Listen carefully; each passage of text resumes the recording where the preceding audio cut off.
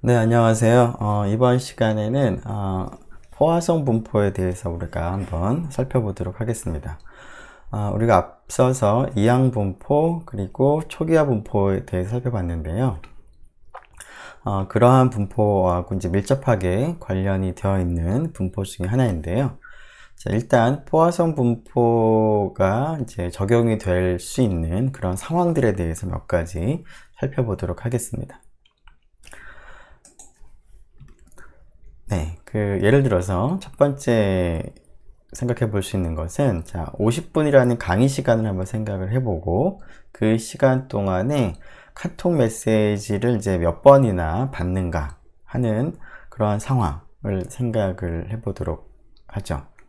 자, 이러한 상황에서 생각을 해보면, 50분이라는 이제 시간이 이제 정해져 있는데, 카톡 메시지라고 하는 이제, 사건이 이러한 50분이라는 시간 동안에 연속적으로 우리가 이제 발생을 할 수가 있습니다. 자, 그러한 경우에 과연 50분이라는 정해진 기간 동안에 카톡 메시지를 받는 횟수가 어떻게 될까? 라고 하는 그러한 확률 변수를 생각을 해보면, 자, 그런 확률 변수의 분포는 어떻게 될까를 이제 생각을 해볼 수가 있겠습니다.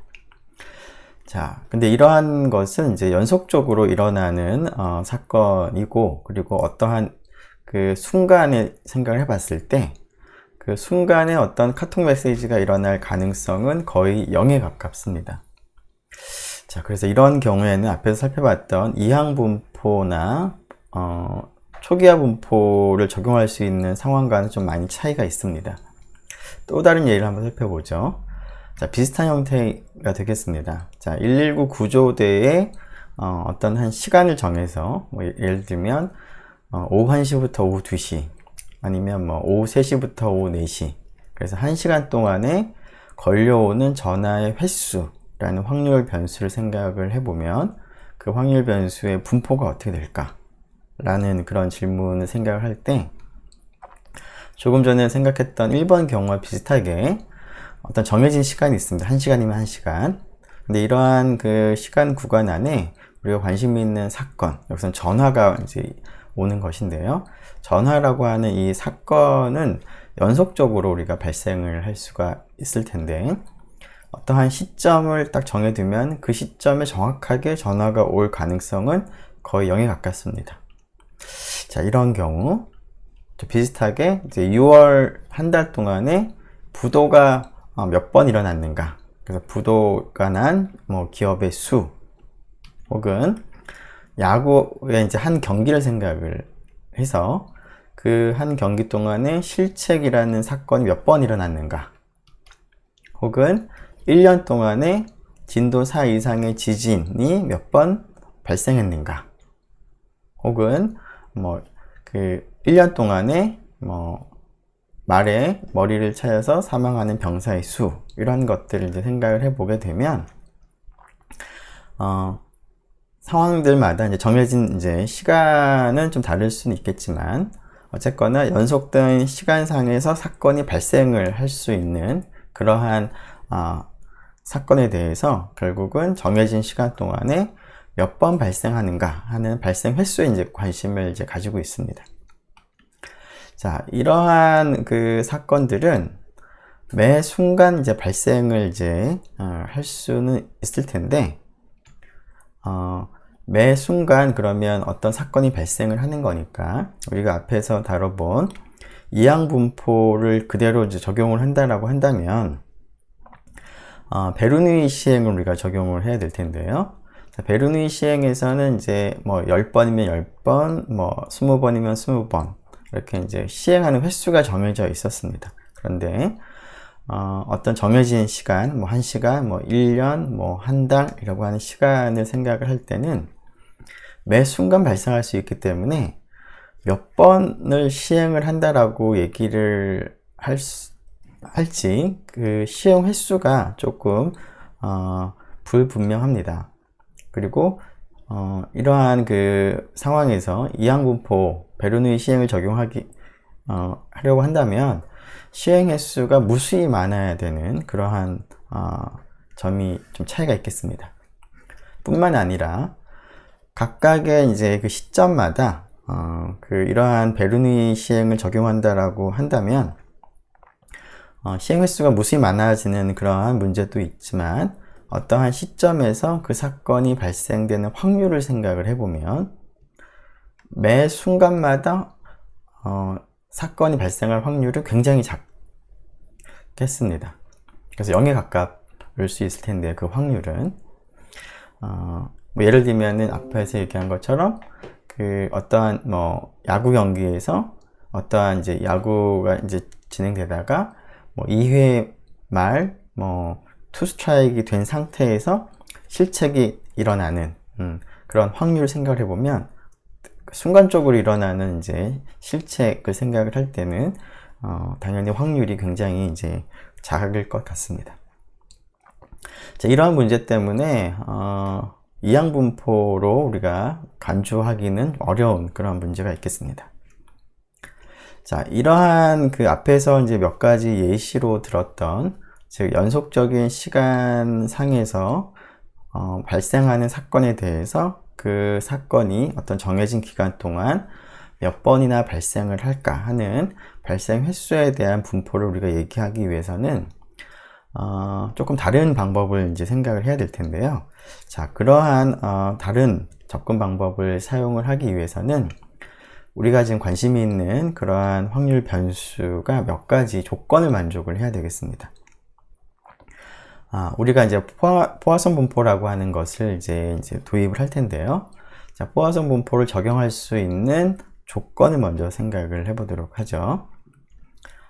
자, 첫 번째는 자, 주어진 구간에서 사건의 평균 발생 횟수를 생각을 했을 때 그 평균 발생 횟수는 그 구간의 시작이 어디에 있는지에는 전혀 관계가 없고 구간의 길이에만 관계가 있는데 구간의 길이에 비례하는 그러한 특징이 있어야 되겠습니다. 즉 앞에서 카톡 50분 강의 동안에 카톡 메시지가 몇 번 발생하는가 하는 경우를 생각해 본다면 처음 이제 수업을 시작을 하고 뭐 10분을 생각을 하든 10분이 흘러나고 나서 이제 10분부터 20분까지를 생각을 하든 10분이라는 구간의 길이가 동일하게 되면 처음 10분이든 나중 10분이든 시작점이 좀 다르긴 하지만 구간의 길이, 시간의 길이가 동일한 경우에는 처음 10분 동안 카톡 메시지가 일어나는 평균 발생 횟수나 두 번째 10분 동안에 카톡 메시지가 일어나는 평균 발생 횟수는 동일하다라는 그러한 이제 가정이 필요하겠습니다.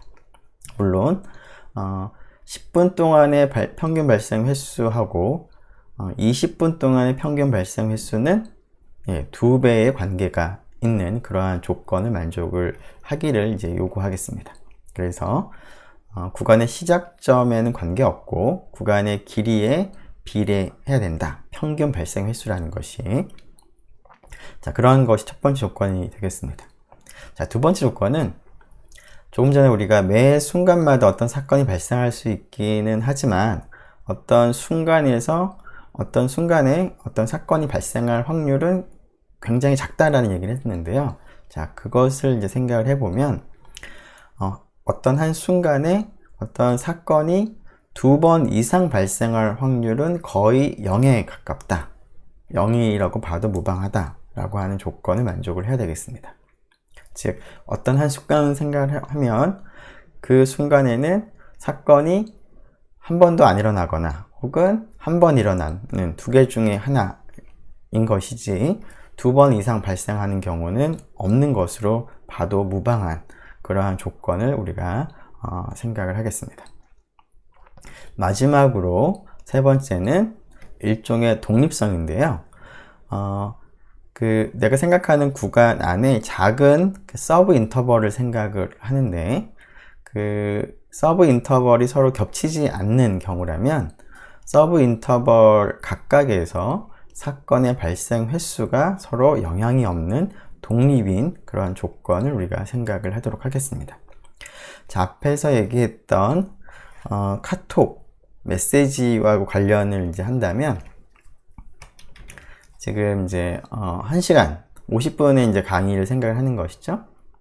그래서 50분 강의가 있는데, 자, 처음 10분, 그 다음 뭐 10분, 그 다음 또 10분 있겠습니다. 자, 그러면은 처음 10분 동안 사건이 발생을 2번 하든 3번 하든 4번 하든 그런 결과에 상관없이 뭐 그 다음 20분에서 30분 사이에 그 사건이 발생할 확률에 전혀 영향을 미치지 않는다 라는 그런 의미가 되겠습니다. 물론 이제 겹치지 않으면 되는 것이고요. 뭐 구간의 길이가 동일할 필요는 없겠습니다. 그래서 겹치지 않는 두 구간을 생각을 했을 때 첫 번째 구간에서 사건의 발생 횟수라는 확률 변수와 두 번째 구간에서 겹치지 않는 두 번째 구간에서 사건이 발생하는 횟수는 서로 독립적이다. 즉 여기를 x, 여기를 y라고 하면 x하고 y는 서로 독립인 확률 변수가 된다 라는 조건을 우리가 생각을 하도록 하겠습니다. 자, 이러한 그 세 가지 조건을 이제 만족하는 경우에 우리가 적용할 수 있는 확률 변수의 분포가 포화송 분포가 되겠습니다. 자, 이러한 조건을 앞에서 우리가 살펴본 이항 분포와 관련된 조건과 이제 비교를 해본다면, 자, 매 순간에는 사건이 발생하거나 한 번 발생하거나, 그러니까 발생하지 않거나 한 번 발생하거나 하는 것이기 때문에 베르누의 시행의 그 첫 번째 조건으로서 그 결과가, 실험의 결과가 두 가지 중에 하나다 라는 것이 있었는데요. 그러한 조건과 이제 관계된 그러한 조건이 이 두 번째 조건이라고 볼 수가 있겠습니다.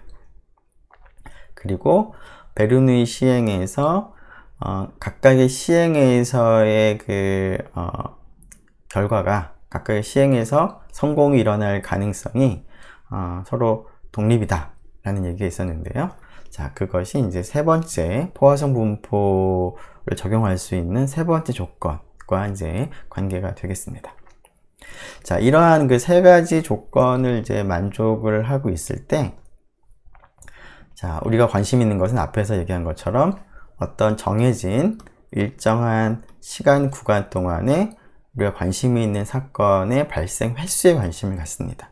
자, 그러면 어떤 정해진 시간 구간 동안에 관심이 있는 사건의 발생 횟수를 x라고 했을 때, x의 이제 분포에 대해서 우리가 이제 생각을 해보려고 하는데요. 자, 발생 횟수가 되기 때문에 발생 횟수라고 하는 확률 변수가 가질 수 있는 값부터 먼저 생각을 해보면, x는 뭐 50분 강의 동안에 카톡 메시지가 한 번도 안 올 수도 있겠죠? 그래서 0이 가능합니다. 그리고 1도 가능할 거고요. 2도 가능하겠습니다. 자, 그런데 연속적인 시간 구간 안에서 이제 그 매 순간마다 발생할 수 있기 때문에 x가 택할 수 있는 값은 0 이상의 모든 정수를 다 택할 수가 있겠습니다. 그래서 지금까지 봤던 것과는 조금 차이가 있지만 x가 택할 수 있는 값들의 전체 모임은 무한집합이 되겠습니다. 0 이상의 정수들 전체가 되겠습니다. 물론 이런 경우에도 x는 이산 확률 변수가 되는 것이죠. 자, 그런데 x가 택할 수 있는 값이 무수히 많은 경우는 실제로 우리가 살펴본 것은 이제 처음이라서 조금 다시 한번 얘기를 했습니다. 자, 그러면 이러한 확률 변수의 이제 분포를 얘기하기 위해서는 각각의 이제 갖는 값을 k라고 할 때 x가 k가 되는 확률을 우리가 이제 알아내는 것이 필요할 텐데요. 즉 x가 0이 될 확률, 뭐 x가 1이 될 확률 같은 것들을 우리가 이제 파악을 하고자 합니다. 자, 그런데 이러한 이제 그 확률 분포를 우리가 나타내고자 할 때 못으로 택하는 값이 정해진 구간 동안에 우리가 생각하고 있는 관심 있는 사건의 평균 발생 횟수를 못으로 삼겠습니다.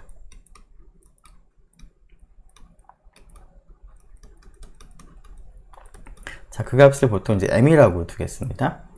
이항분포에서는 몇 번을 시행을 하고 각 시행마다 성공이 일어날 가능성을 우리가 못으로 택했었는데요. 자, 포화성 분포에서는 매 순간마다 일이 발생할 수 있기 때문에 그 사건이 일어날 가능성은 그리고 굉장히 작기 때문에 그 확률이나 아니면 시행 횟수를 우리가 못으로 택하기에는 여러 가지 어려운 점이 있기 때문에 정해진 구간 동안에 내가 생각을 하고 있는 이 사건이 평균적으로 몇 번 발생하는가를 이제 기준으로 해서 m을 사용을 해서 이런 확률들을 확인을 해 보도록 하겠습니다. 자, 이러한 세 가지 조건을 만족을 하고 있을 때 평균 발생 횟수를 m이라고 한다면 x가 0일, 즉 정해진 구간 동안에 사건이 한 번도 발생하지 않을 확률은 다음과 같이 주어지겠습니다. exponential 마이너스 m 제곱이 됩니다. 자, 그리고 x가 1일 확률은 exponential 마이너스 m 제곱 곱하기 1분의 m이 됩니다. 자, 이런 식으로 일반적으로 k 값이 0과 0 이상의 정수라고 할 때 그 x가 k가 될 가능성, 즉 정해진 구간 안에 관심 있는 사건이 k번 발생할 확률은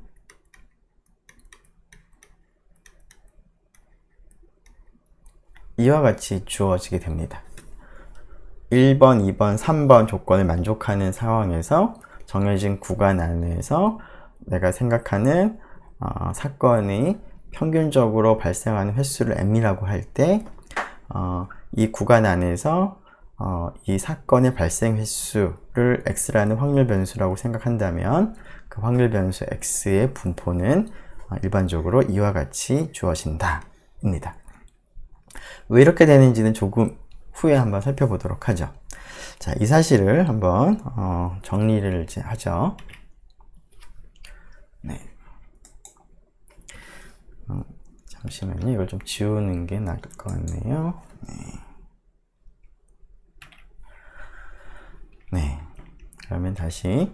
자, 앞에서 얘기한 세 가지 가정, 세 가지 조건을 만족하는 경우에 대해서, 어떤 정해진 구간이 있을 텐데, 시간 구간이 있을 텐데, 그 구간 동안에 내가 관심 있는 사건이 평균적으로 몇 번 발생하는가 하는 그 값이 있을 텐데, 그 값을 m이라고 두면 이 m을 가지고 우리가 확률을 표현할 수가 있겠습니다. 자, 이 경우에 그 구간에서 같은 시간 구간 안에서 뭐 50분이면 50분, 뭐 한 달이면 한 달이라고 하는 그 같은 구간 안에서 내가 생각하는 사건의 발생 횟수를 x라고 하는 확률 변수라고 할 때 확률 변수의 이제 이 확률 변수의 확률 분포, 즉 확률 질량 함수는 다음과 같이 주어진다 였습니다. 자, 이러한 이제 확률 분포를 가지는 그러한 분포를 우리가 포화송 분포라고 부르도록 하겠습니다. 포화송이라고 이제 영어로 쓸 때는 이제 다음과 같이 쓰겠습니다. 자, 여기에 이제 포화성 분포의 확률 밀도 함수가 나와 있는 확률 질량 함수가 나와 있는데요. 자, 여기서 k가 될 수 있는 값이 0 이상의 정수들이기 때문에 k가 0, 1, 2, 이라고 되어 있습니다. 자, 지금 방금 포화성 분포를 우리가 이제 소개를 했는데요. 이 포화성 분포의 확률 질량 함수를 우리가 한번 말로 해석을 해보자면 다음과 같이 나타낼 수가 있겠습니다. 자, 단위 시간이라고 하는 것은 이제 정해진 그 시간 구간을 의미하겠습니다. 단위 시간이라는 것이 뭐 1시간, 뭐 1분, 1초, 일 필요는 없고요. 경우에 따라서는 뭐 50분, 경우에 따라서는 뭐 이틀 등등이 될 수가 있겠습니다. 근데 여기서 단위 시간이라는 것은 이제 기준이 되는 그러한 시간 간격을 의미합니다. 즉 정해진 시간 동안에 내가 생각하고 있는 그 사건이 평균적으로 몇 번 발생하는가 하는 발생 횟수를 m이라고 생각을 했었습니다.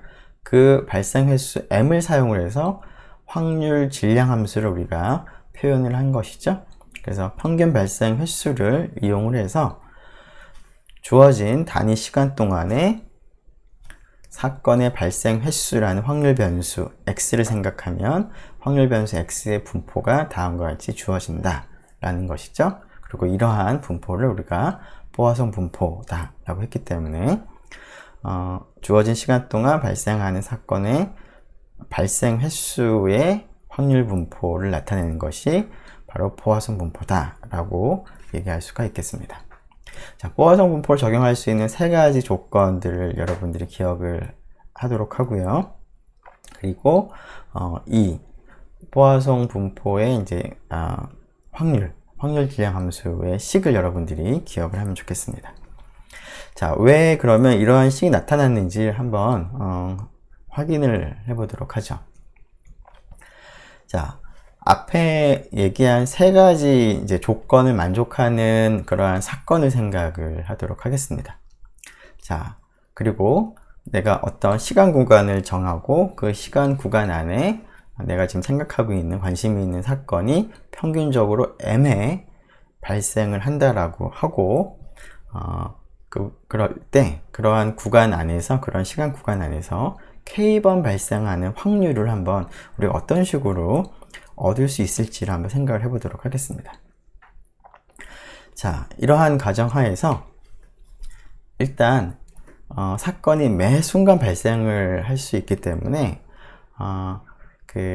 굉장히 작은 구간으로 전체 구간을 한번 나눠 보도록 하죠. 즉 전체가 뭐 50분, 뭐 전체가 1개월이라고 한다면 매 순간순간 발생할 수 있기 때문에 일단은 그 작은 시간 구간으로 나누기 위해서 n등분을 하도록 하겠습니다. 자, 그래서 그거를 좀 그림으로 나타내 보면 내가 이제 관심이 있는 이제 시간 구간이 있을 텐데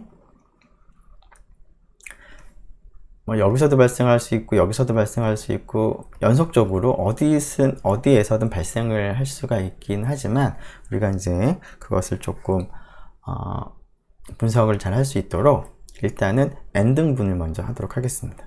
시간 간격을.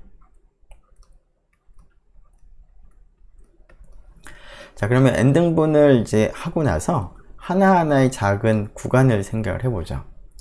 자, n등분을 하고 우리가 앞으로 n을 갖다가 굉장히 점점 크게 할 생각이 있는데요. n이 충분히 크게 되면 n등분을 한 작은 구간 하나를 생각을 해보면 시간 간격이 굉장히 짧을 테니까 앞에서 우리가 포화성 분포를 적용할 수 있는 세 가지 조건 중에서 두 번째 조건을 생각을 해보면 굉장히 짧은 구간 안에서는 사건이 발생하거나 발생하지 않거나 한 번 발생하거나 발생하지 않거나 두 가지 중에 하나이지 두 번 이상 발생할 가능성은 없다 라고 봐도 괜찮다 라고 했었는데요. 자, 그런 두 번 조건을 적용을 해보면 굉장히 짧은 시간 구간 안에서는 사건이 발생을 할 수도 있고 발생을 하지 않을 수도 있고 한 번 발생할 수도 있고 그러지 않을 수도 있습니다.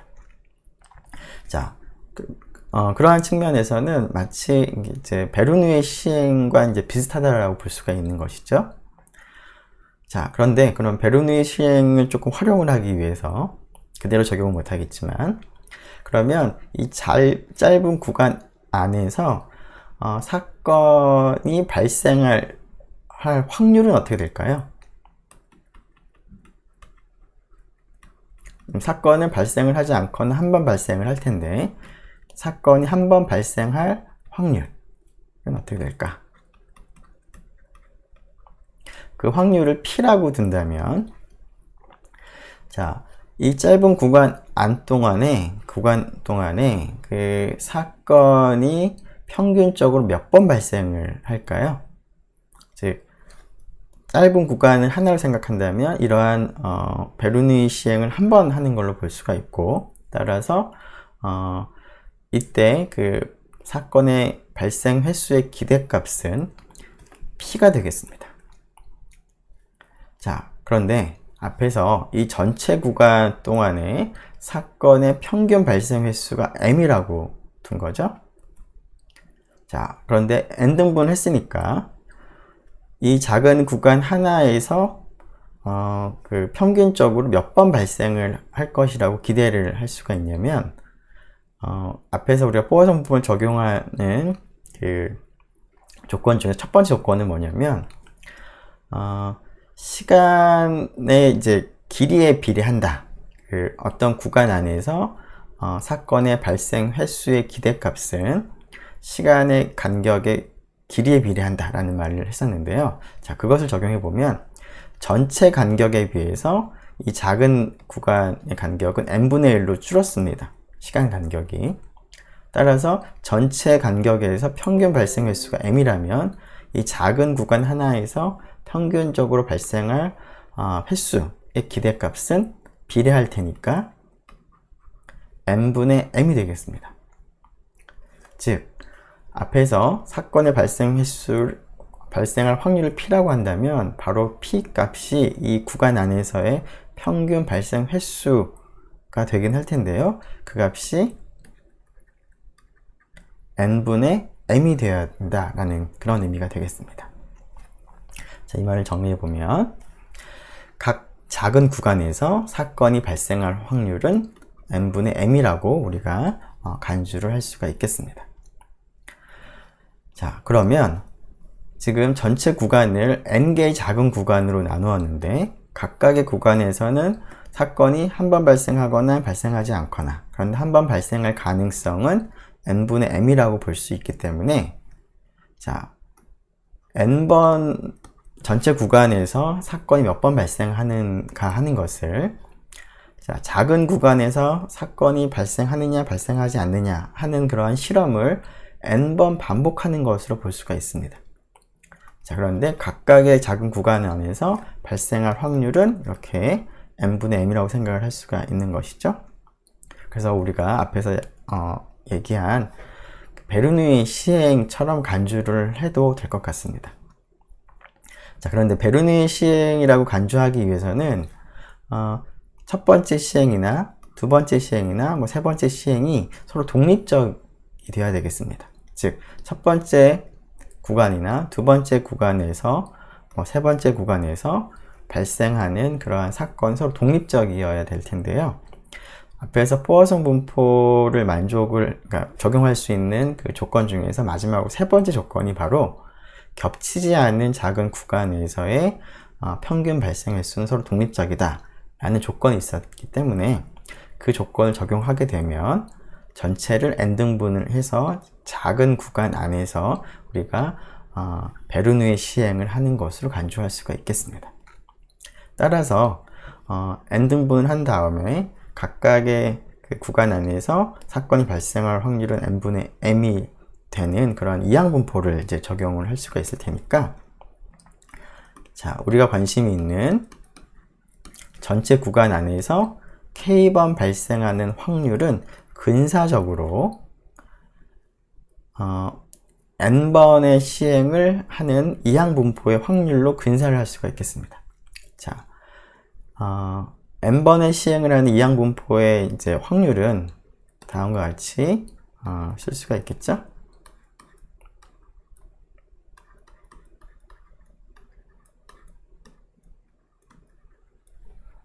자, 그래서 이 값과 이 값이 유사할 거다라고 우리가 생각을 해볼 수가 있겠습니다. n이 충분히 크면. 자, 그래서 우리는 n을 점점 키워보도록 하죠. 즉,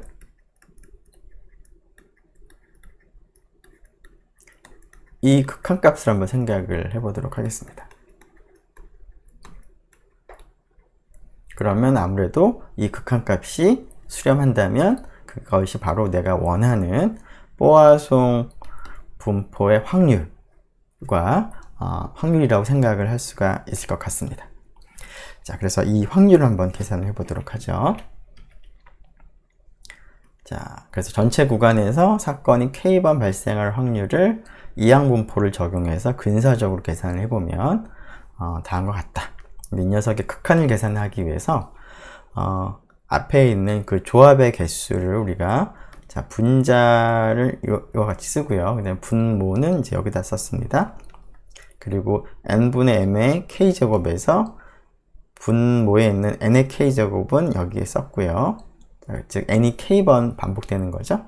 그리고 여기 그 조합의 개수 계산할 때 분자에 있는 것도 지금 k개가 지금 곱해지고 있습니다.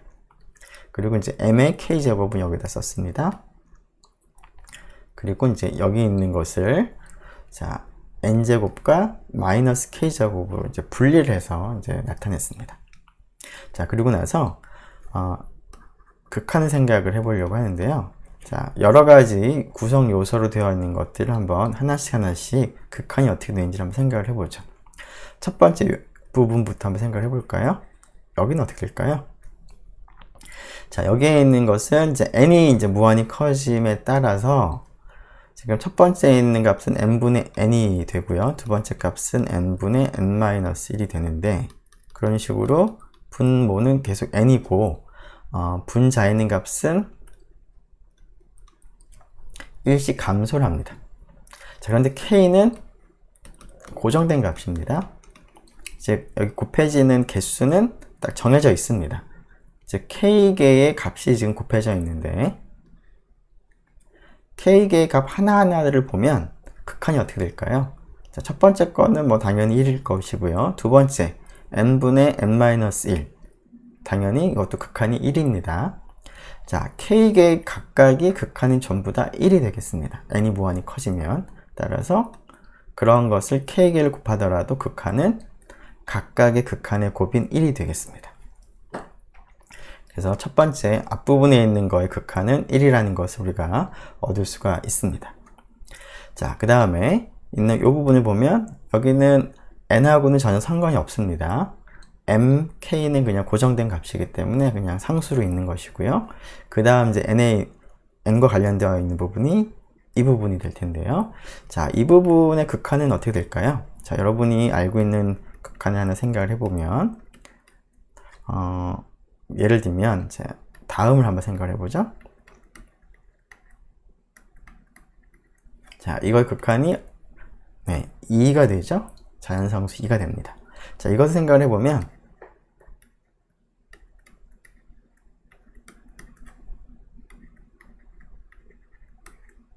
자, 이 극한은 어떻게 될까요? 자, 여기 x에 해당하는 부분을 우리가 지금 여기 1 마이너스 뭐 더하기라고 쓸까요? 네, 이렇게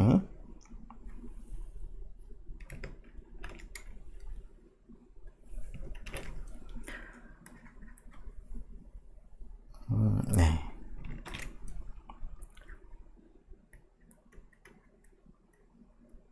이렇게 하고요. 그 다음에 이 부분 이제 x로 생각을 하는 거죠. 자, 그리고 이제 x에 해당하는 거에 이제 역수가 지금 지수에 있으니까 그 역수를 생각을 해보면 이렇게 되겠습니다. 근데 위하고 아래가 지금 동일하지 않은데요. 동일하게 하기 위해서 이거 전체에 마이너스 m제곱이 이제 필요하겠습니다. 자, 그러고 나면 여기 있는 부분을 하나로 생각한다면 n이 무한히 커지면 네모를 x로 생각한다면 x가 점점 0에 가까워지겠습니다. 따라서 이 극한을 이제 활용을 할 수가 있겠습니다. 그러면 이 괄호 안에 있는 부분이 점점 2로 수렴할 테니까 이 전체는 2의 마이너스 m제곱으로 수렴을 하겠습니다. 네, 이 부분이죠. 자, 이 부분도 조금 지워 봅시다. 네. 자, 그리고 마지막으로 확인할 것이 이제 이쪽이죠. 자, 이 부분은 이제 m하고 k는 고정이 되어 있고 n만 이제 무한히 커지는 극한인데요. 자, 어떻게 될까요? 자, n이 무한히 커지면 여기 있는 값 전체가 점점 1에 가까워지는 것이죠. 그래서 이것은 1이 되겠습니다. k도 그냥 상수가 되기 때문에. 그러면 자, 이 전체의 극한은 어떻게 될까요? 네, 여기는 상수고 나머지는 이제 우리가 극한을 계산했으므로 극한이 다음과 같이 2의 마이너스 m제곱의 이 부분 k 팩토리얼 분의 m의 k제곱이 되는 것을 알 수가 있습니다. 근데 이것이 정확하게 우리가 앞에서 얘기했던 그 어떤 정해진 구간 안에서 관심 있는 사건이 k번 발생을 하는 그런 확률이 바로 포화송 분포에서 이렇게 주어진다 라고 했었죠. 자, 그 값을 이제 얻었습니다. 즉 포화송 확률 분포의 그 확률은 다음과 같이 지금까지 했던 것과 같이 전체 구간을 굉장히 짧은 구간으로 나눈 다음에 그 상태에서 이항 분포를 적용해서 확률을 계산한 다음에 그것의 극한을 이제 생각을 하게 되면 이러한 포화송 분포의 확률을 우리가 얻을 수가 있겠습니다. 자, 물론 이것은 이제 포화송 확률 분포를 이제 왜 이렇게 하느냐라고 하는 것에 대한 한 가지 설명이 될 수는 있을 텐데 단순히 이제 계산이 이렇게 됐다고 해서 이것 자체가 하나의 확률 분포라고 하는 것을 이제 보장을 한다라고 보기는 좀 어렵습니다.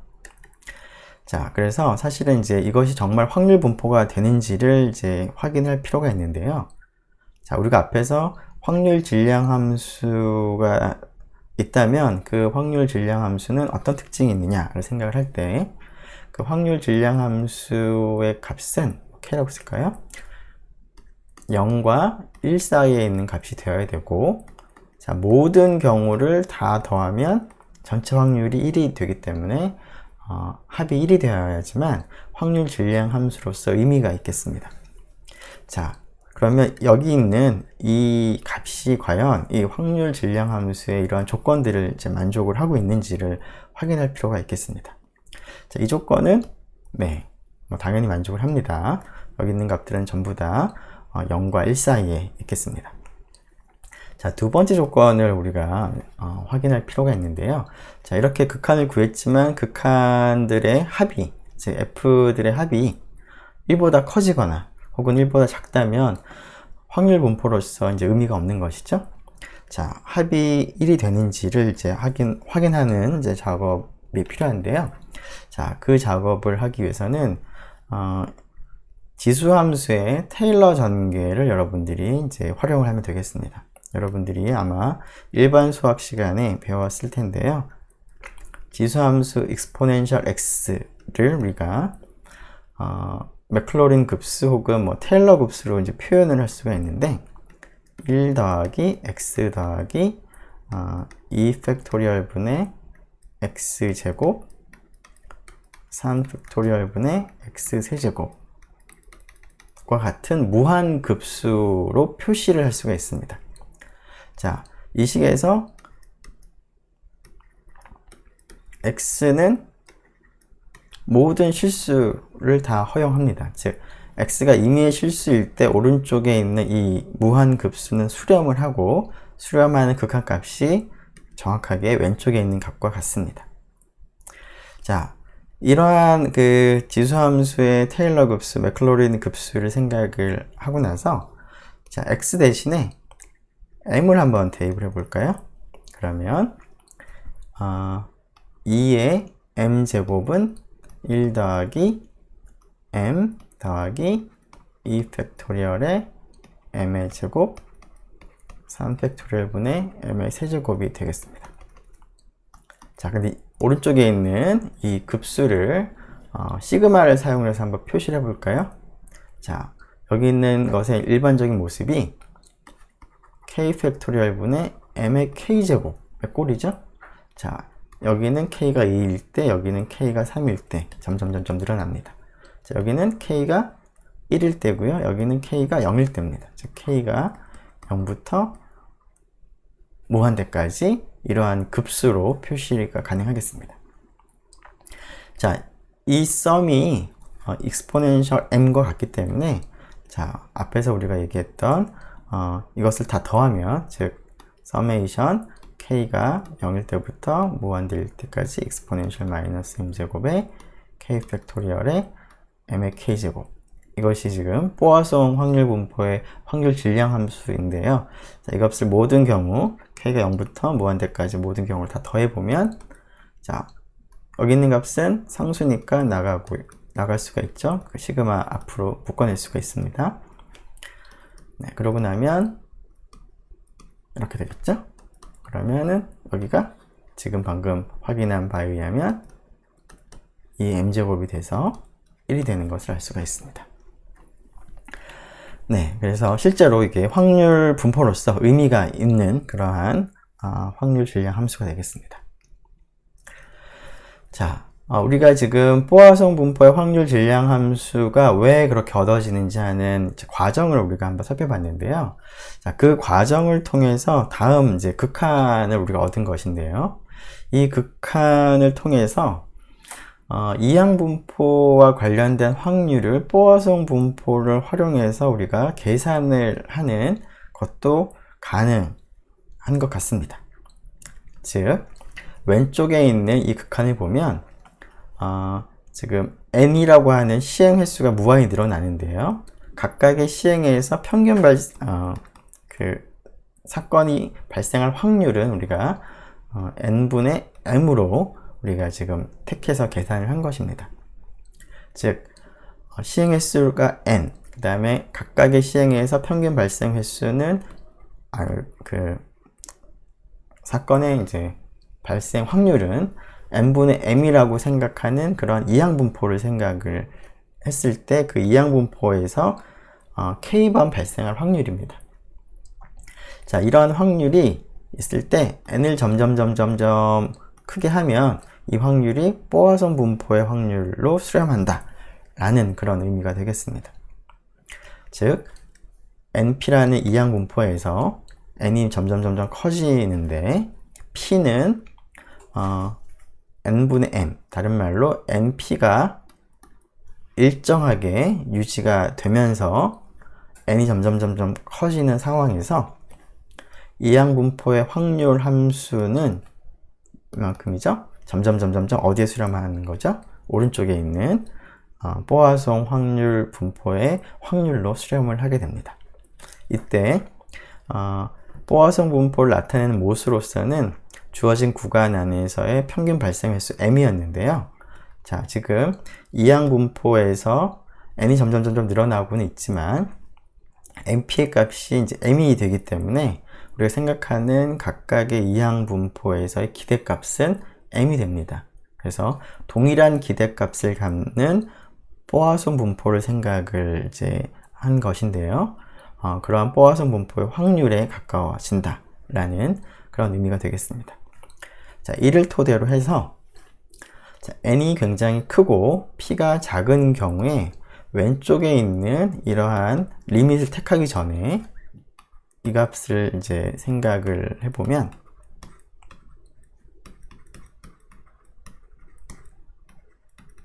n이 굉장히 큰 상태라면 이 확률을 계산하는 것이 굉장히 좀 어렵습니다. 귀찮고요. 정확하지가 않을 수가 있는데 이것이 이 극한에 의해서 n이 충분히 크면 똑같진 않더라도 근사적으로 이 값과 유사하다라는 게 이제 이 극한의 의미가 되기 때문에 그러니까 이 값을 이제 직접 계산하는 것 대신에 이 값을 활용해서 근사적으로 계산을 할 수 있는 근거를 제시하겠습니다. 자, 그런데 언제 이제 근사값을 택하는 게 좋으냐?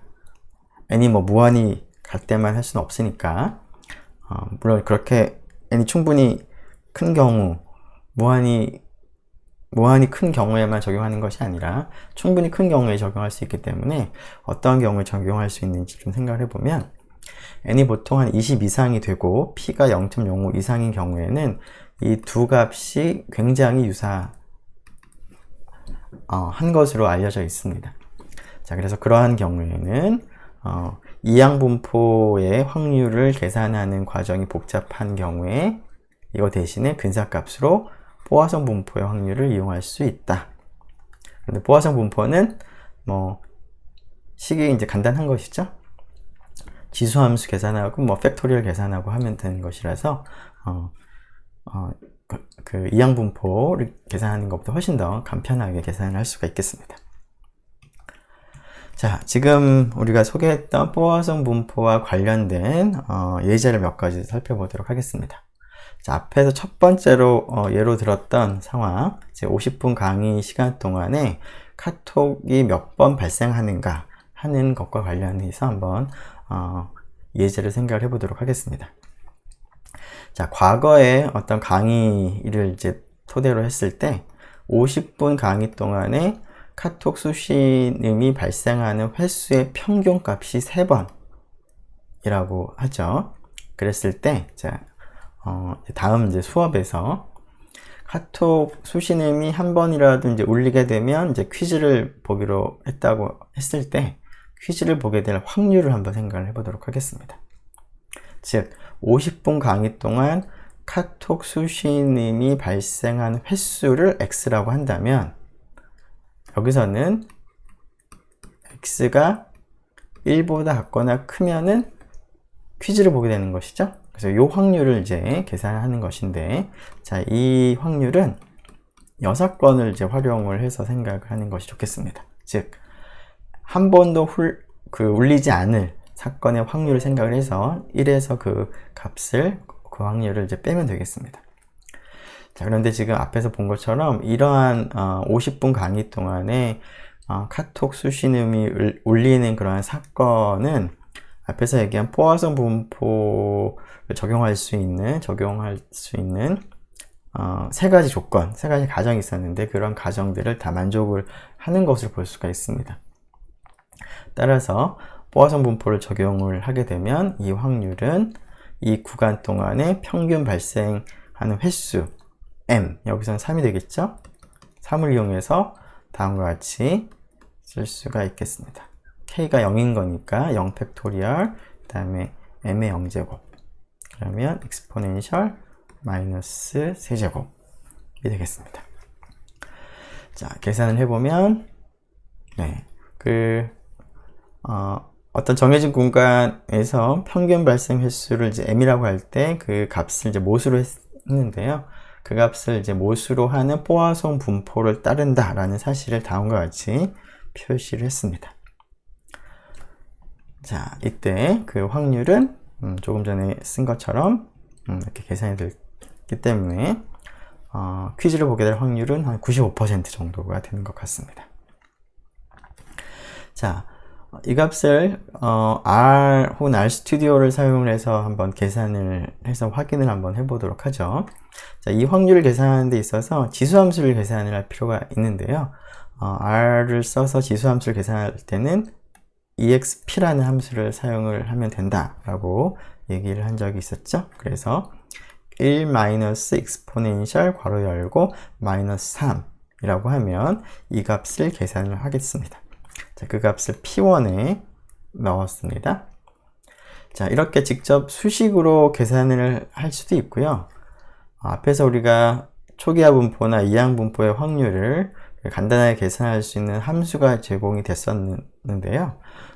그것과 비슷하게 포화성 분포와 관련된 확률도 쉽게 계산할 수 있는 함수가 제공이 됩니다. 자, 앞에서 이항 분포는 P 바이놈, 그 다음에 그 초기화 분포는 P 하이퍼였는데요. 포화성 분포에서는 P 포화송입니다. 그래서 P 포화스라는 함수를 쓰면 됩니다. 자, 여기에는 x equal k라는 확률을 계산할 때 k 값을 먼저 넣고요. 그 다음에 넣는 값은 그 구간 안에서 평균적으로 몇 번 발생하는가 하는 기대값, 평균값을 이제 그 다음에 넣습니다. 그래서 이 경우에는 0, 3을 넣으면 될 텐데요. 자, 그래서 P2에다가 그 값을 기록을 하고 두 개를 출력을 해보면 두 개가 동일한 것을 이제 확인할 수가 있고 이 값이 앞에서 계산한 값과 일치하는 것을 알 수가 있습니다. 자, 앞에서 우리가 이항 분포를 계산할 때 n이 굉장히 커서 계산하기 힘든 경우에 포화성 분포로 근사해서 계산할 수 있다라는 얘기를 했는데요. 그 사실을 적용할 수 있는 한 가지 예를 살펴보도록 하죠. 자, 어떤 초등학교에서 그 평균적으로 4%의 학생이 생맹이라고 하죠. 자, 이러한 비율이 예년과 같다고 할 때 자, 올해 이제 200명의 학생을 이제 추출을 했는데 200명의 학생 중에서 생맹인 학생이 10명 이하가 될 확률을 한번 생각을 해보도록 하겠습니다. 자, 이것은 일종의 이항분포를 이제 적용을 할 수 있는 상황인 것 같습니다. 즉, 각각의 학생, 추출한 학생에 대해서 그 학생이 생맹일 수도 있고 생맹이 아닐 수도 있는 것이죠. 근데 그 학생이 생맹일 가능성은 어떤 학생이든 4%라고 볼 수가 있고요. 그리고 첫 번째 학생, 두 번째 학생, 세 번째 학생에 대해서 생맹이라고 하는 그 사건은 서로 독립적이라고 볼 수가 있습니다. 그래서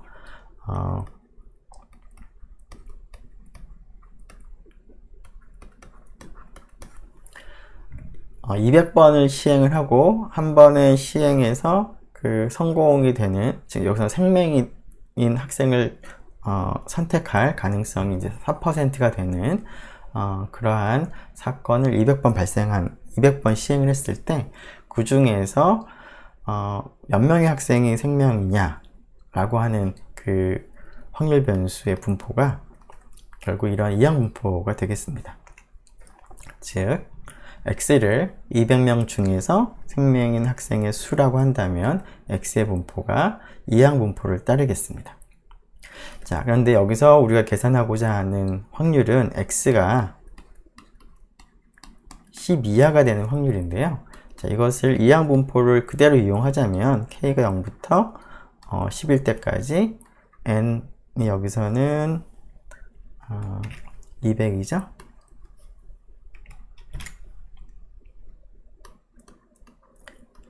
ck가 되는데 이렇게 되고, 그 다음에 0.04의 k제곱 곱하기 0.96의 200 마이너스 k제곱을 계산을 해야 됩니다.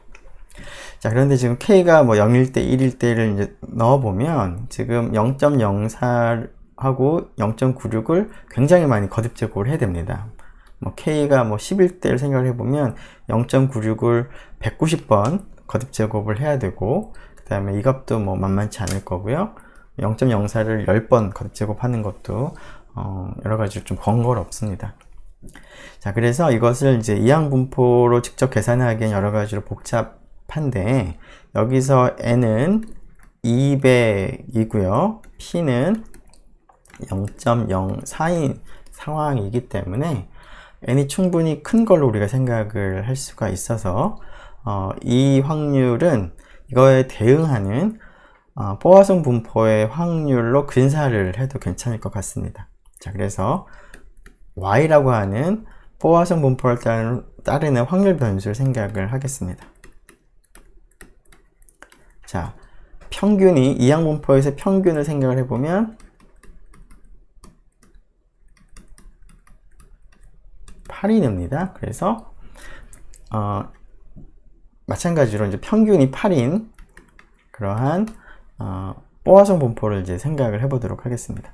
즉 어떤 정해진 구간 안에서 평균 발생 횟수가 8회인 그런 포화성 분포를 따르는 확률 변수를 y라고 할 때 p of y가 10보다 같거나 작을 확률을 생각을 해보면 이 확률이나 굉장히 가깝겠다.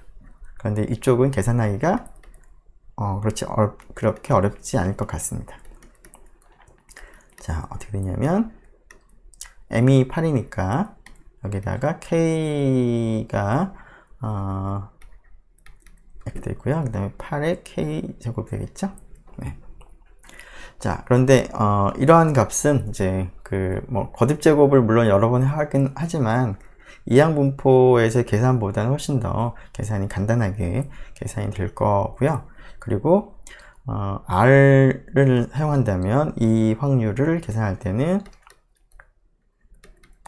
누적 확률을 이제 생각을 하는 거니까 지금 10 이하니까 여기다가 10을 넣고 그다음에 평균이 8이니까 이와 같이 이제 넣으면 되겠습니다. 물론 이항 분포를 이용해서 직접 계산을 한다고 한다면 p 바이놈을 쓰면 되겠죠?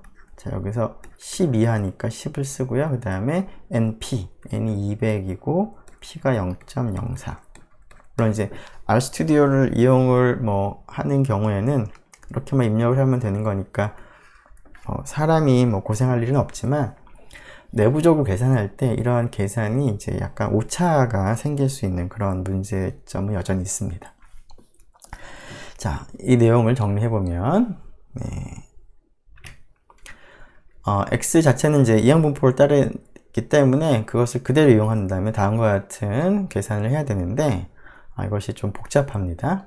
그래서 평균이 같은 뽀아송 분포의 확률을 이용을 하기 위해서 평균이 8인 뽀아송 분포를 따르는 확률 변수를 생각을 하고, y가 10 이하가 될 확률을 계산을 하면 0.816 정도가 나오는데요.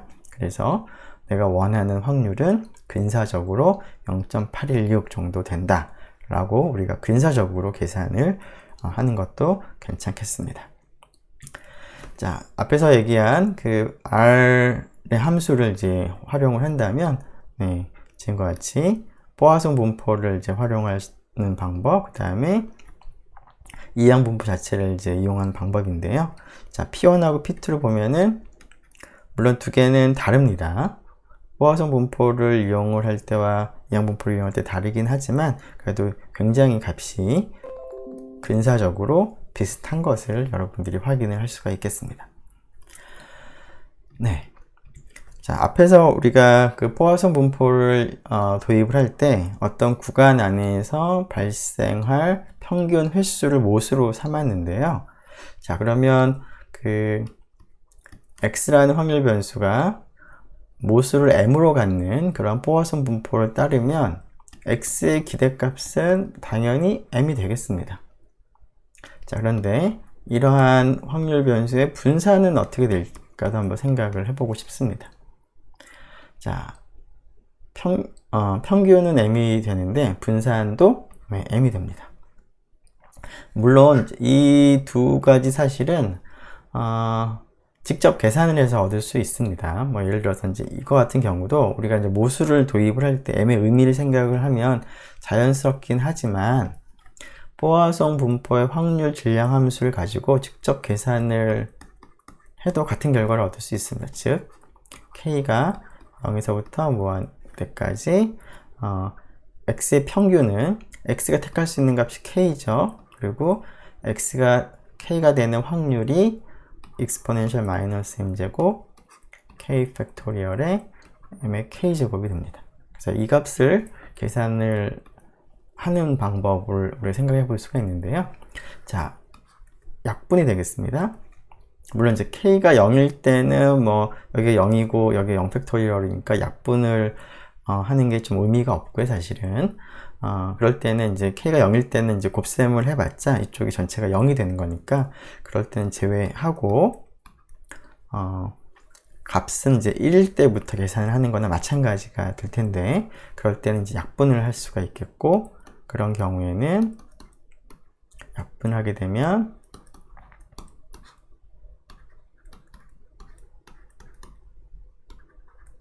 이렇게 되겠습니다. 자, k-1이 있는데, 그래서 k-1을 하나로 생각을 해보면 k-1은 0부터 무한대까지 움직이는 거죠. 그래서 k-1 전체로 그냥 하나로 생각한다면 이와 같이 표시를 할 수가 있겠습니다. 자, 그때 이제 m의 k제곱은 이렇게 바꿔야 되겠죠? k-1을 k로 바꿨기 때문에. 자, 그러고 나면 m이 지금 한 번 더 곱해져 있으니까 그건 앞으로 묶어내고요.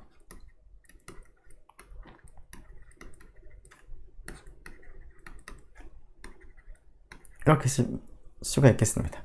그때 이 값이 앞에서 확률의 합이 되기 때문에 1이다 라는 것을 확인을 했기 때문에 이 전체가 m이라는 것을 알 수가 있겠습니다. 자, 분산도 비슷하게 할 수가 있는데요. 이것은 비슷하게 해보는데 아마 이걸 먼저 해보면 여러분들이 계산을 조금 더 편하게 할 수 있을 것 같습니다. 자, 이 값을 계산을 이제 여러분들이 해본다면,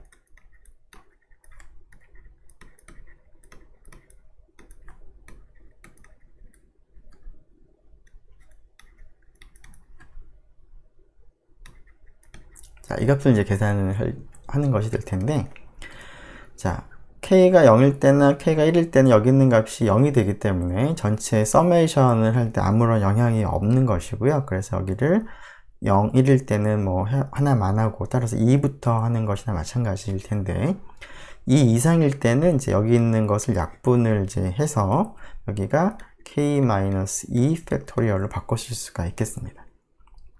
자, 그런 경우에는 앞에서 했던 것과 유사하게 k-2를 하나로 우리가 취급을 한다면 그 값은 0부터 무한대까지, 그리고 여기 있는 m의 k 플러스 2로 바꾸면 되겠죠? 따라서 여기가 비슷한 방법으로 m의 제곱이 얻어집니다. 자, 조금 전에 우리가 계산한 식을 다시 써보면 x제곱 빼기 x의 평균이 m제곱이라는 걸 얻은 것이죠. 따라서 x제곱 빼기 이것이 m제곱인데요. 그러면 x제곱의 평균은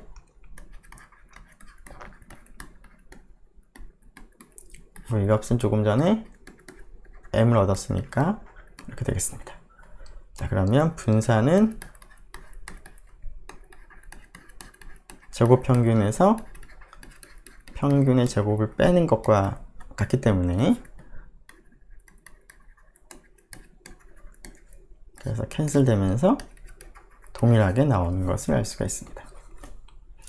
네, 그래서 이 계산을 통해서 모수가 m인 포화송 분포를 따르는 확률 변수 x의 평균과 분산은 동시에 동일하게 m과 같습니다.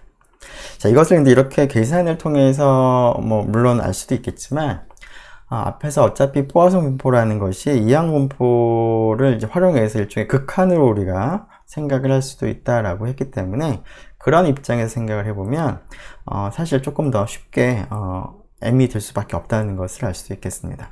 무슨 얘기냐면, 앞에서 그 포화송 분포를 생각을 할 때 전체 구간을 n등분을 한 것이죠. 그래서 각각의 작은 구간 안에서 발생하는 확률은 n분의 m으로 우리가 생각을 할 수가 있었고, 자, 이러한 이항 분포를 생각을 한 다음에 이런 이항 분포에서 확률을 점점 n을 무한히 늘려본 것이 이제 포화송 분포의 확률 분포였습니다. 자, 그런데 이러한 이항 분포를 따르는 이제 확률 변수에 대해서 평균은 m으로 일정합니다. 따라서 n을 점점 늘려보더라도 이 녀석의 평균이 계속 m으로 유지가 되기 때문에 결국 포화송 분포의 평균도 m으로 유지가 될 거다 라고 우리가 생각할 수가 있고요. 그리고 이항 분포의 분산은 n 곱하기 n분의 m 1-n분의 m이 될 텐데요. n을 점점 늘리면 포화송 분포에 가까워지는데, n이 점점 늘어지면 이 이항 분포의 분산은 어디에 가까워지는지를 생각을 해보니까 어떻게 되나요? 여기가 약분되고 m으로 수렴하고 여기 있는 값은 1로 수렴을 하는 거죠. 그래서 이런 이항 분포의 평균과 분산의 극한을 생각을 해보면 쉽게 m이라는 것을 평균도 그렇고 분산도 그렇고 라는 것을 얻을 수가 있겠습니다. 그래서 y라고 하는 확률 변수를 생각을 해서 y의 평균과 분산을 생각한 다음에 극한을 생각을 하게 되면 결국 포화송 분포의 평균과 극한이나 마찬가지가 될 테니까 m으로서 동일하다라는 것을 이제 여러분들이 기억을 하면 좀 더 쉽게 기억을 할 수가 있겠습니다. 자, 근데 이것과 더불어서 한 가지 좀 기억을 하면 더 좋을 것이, 평균이 같은 포화송 분포와 이항 분포에 대해서 분산이 어떤 차이가 있는지를 보면, 자, 여기가 포화송 분포의 분산이고요. 이쪽은 n이 이제 극한이 이제 무한히 커지기 전에 있던 유한한 n에 대한 분산인데요. 자, 여기 있는 값이 1보다는 작기 때문에 결국 포화송 분포의 분산보다는 이항 분포의 분산이 더 작은 것을 알 수가 있습니다. 자, 그리고 앞에서 우리가 그 이항 분포하고 초기화 분포가 유사한 점을 우리가 생각을 했었는데요. 그런 측면에서 각 시행 횟수 혹은 표본의 크기와 한 번 시행했을 때 성공하는 확률이 동일한 이항 분포와 초기화 분포를 한번 비교를 해서 분산이 어떻게 되는지를 한번 같이 한번 살펴보면, 이항 분포에서는 np1-p였는데요. 초기화 분포에서는 np1-p에 유한 모집단 수정 요인이라는 부분이 붙어 있는데, 이 부분이 1보다는 보통 작기 때문에, 물론 스몰 n이 1이면 정확하게 1이 되긴 하겠지만, 뭐 등호가 붙을 수는 있지만, 스몰 n이 이제 더 커지면 이제 이쪽이 더 작겠습니다. 그래서 초기하 분포의 분산이 더 작고 이항 분포의 분산이 큰데, 이항 분포의 분산과 포화성 분포의 분산을 비교해 보면 포화성 분포의 분산이 더 큰 것을 우리가 알 수가 있겠습니다. 자, 이러한 그 분산의 관계들을 좀 확인할 수 있는 몇 가지 그 그래프들을 한번 좀 생각을 해보면, 자, 다음 하나, 둘, 셋, 넷, 다섯 개의 그 분포의 확률 그 다각형 그 도수닥 확률 히스토그램을 이제 표현하는 이제 그 히스토그램을 가지고 이제 확률 다각형을 우리가 이제 그린 것인데요. 즉 x 수평축에 있는 각각의 값에 대해서 그 값을 가질 확률을 이제 y축에 이제 찍은 것입니다. 자, 여기 있는 것은 이제 이항 분포하고 포화성 분포를 이제 가지고 왔는데, 자, 포화성 분포하고 이항 분포는 전부 다 여기서는 평균이 동일하도록 이제 몇 가지를 가지고 왔습니다. 자, 물론 포화성 분포는 평균이 정해지면 딱 포화성 분포의 확률 분포가 딱 하나로 정해집니다. 즉 여기서는 포화성 분포가 딱 하나가 있을 거고요. 자, 이항 분포의 경우에는 평균이 np가 되기 때문에 n과 p가 이제 맞춰서 바뀌면 평균은 뭐 같지만 여러 가지 이항 분포가 가능합니다. 그래서 여기서는 4개는 이항 분포고요. 하나는 이제 포화성 분포인데, 어떤 것이 포화성 분포고 어떤 것이 이항 분포인지 구분을 한번 할 수 있을지를 한번 생각을 해보도록 하죠. 앞에서 평균이 동일한 경우에 이항 분포하고 포화성 분포는 평균은 동일하지만 분산은 포화성 분포가 더 크다라고 했습니다. 그러면 이 중에서 분산이 가장 큰 녀석이 어떤 것인지를 생각을 해보면 그것이 바로 포화성 분포가 되겠습니다. 어떤 게 가장 분산이 클까요? 분산이라고 하는 것은 중심을 기준으로 해서 많이 흩어져 있을수록 큰 것이죠. 밀집이 되어 있으면, 중심에 밀집이 되어 있으면, 즉 중심에서의 확률이 크면 클수록 분산이 작습니다.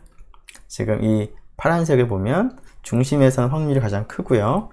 그 다음에 바깥으로 갈수록 확률이 작은, 즉 가운데로 이제 몰려 있는 그런 것이기 때문에 이 파란색이 분산이 제일 작고, 내려갈수록 분산이 커져서 빨간색이 분산이 가장 큽니다. 즉 빨간색이 포화성 분포가 되겠습니다. 그래서 빨간색이 포화성 분포가 되고, 나머지는 이항 분포인데요. 자, 여기 있는 것의 이제 값을 보면 전부 다 평균이 3인 것인데, 앞에서 그 분산은 np 1-p 꼴인데, 지금 여기서는 np가 다 동일하게 했기 때문에 결국은 분산이 p에만 의존을 할 텐데, np가 일정한 상태에서는 지금 이 경우에는 분산이 제일 작기 때문에 p가 제일 지금 np가 지금 동일한 상태에서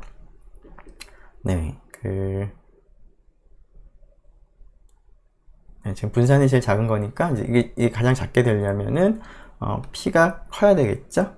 그래서 지금 여기서는 이제 10분의 3으로 제일 크고요. 아래로 내려갈수록 확률이 20분의 3, 40분의 3, 80분의 3으로 이제 줄어들도록 우리가 그림을 그렸습니다. 자, 이번에는 이제 초기화 분포와 이항 분포를 이제 비교를 해보도록 하겠습니다. 성공 확률과 시행 횟수가 동일한 초기화 분포와 이항 분포를 우리가 비교를 하려고 하는데요. 자, 성공 확률과 시행 횟수가 정해져 있으면 이항 분포는 딱 하나로 이제 정해져 있습니다. 하지만 초기화 분포는 전체 모집단의 개수, 그 중에서 성공의 개수, 실패의 개수에 따라서 그 다음에 스몰 n에 따라서 이제 여러 가지 다양한 그런 초기화 분포들이 가능하겠습니다.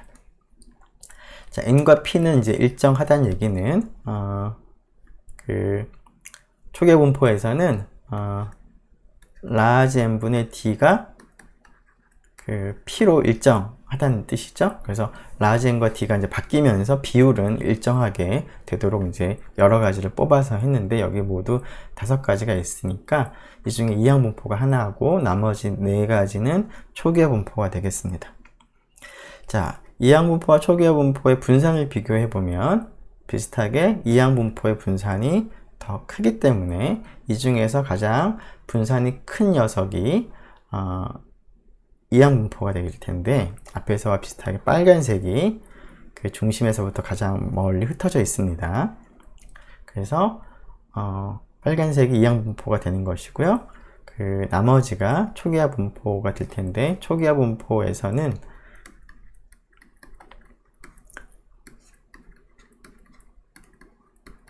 이와 같이 지금 되어 있기 때문에 스몰 n과 그 p가 다 동일한 상태이기 때문에 이 상태에서 분산이 작게 하기 위해서는 이제 그 여기 있는 오른쪽에 곱해진 이 값은 large n에 대한 이제 함수로 생각한다면 large n이 점점 커짐에 따라서 이것이 증가를 하는 것 같죠? 네. 한번 조금 더 계산을 해보면, 감소를 하네요. 네. 맞나?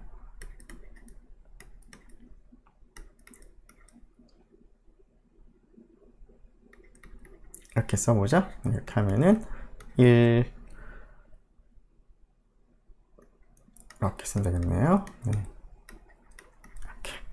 그러면은 large n이 점점 늘어나면 여기 있는 값이 감소할 거고, 그래서 전체적으로 증가를 하겠습니다. 그래서 이 값은 large n의 입장에서 점점 증가하는 그러한 형태가 되기 때문에 large n이 커짐에 따라서 분산이 이제 증가하겠습니다. 그래서 내려옴에 따라서 large n이 이제 커지는 그러한 형태가 되겠습니다. 그래서 실제로 살펴보면 large n이 20, 30, 40, 50일 때를 이제 그린 것입니다. 그래서 large n이 커짐에 따라서 분산이 점점 커져서 퍼져 있는 그런 모습이고요. 그리고 가장 분산이 큰 녀석은 이항 분포가 되겠습니다. 자, 이렇게 해서 포화송 분포를 우리가 다 살펴보았습니다. 네, 수고 많았습니다.